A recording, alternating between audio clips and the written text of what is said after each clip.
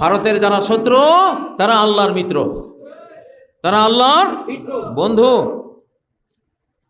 হিন্দুস্তান যুদ্ধের যে ওয়াদা হাদিসে আছে, ইসাবাতানি মিন উম্মতি আহরাজাহুমুল্লাহু মিনান নার, আমার উম্মতের দুইটা দল, এদেরকে আল্লাহ জাহান্নাম থেকে মুক্তি দিয়ে দিয়েছেন।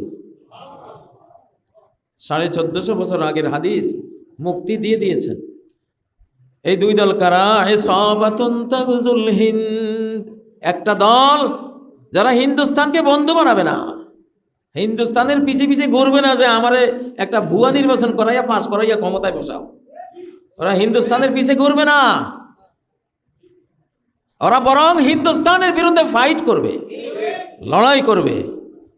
মিডিয়ার লড়াই, বক্তৃতার লড়াই, লেখনির লড়াই, অস্ত্রের লড়াই, অর্থনীতির লড়াই, অন্তরের লড়াই, মুখের লড়াই, যত রকমের লড়াই যুদ্ধ আছে পৃথিবীতে, সব ধরনের যুদ্ধ তারা ইন্ডিয়ার বিরুদ্ধে লড়বে।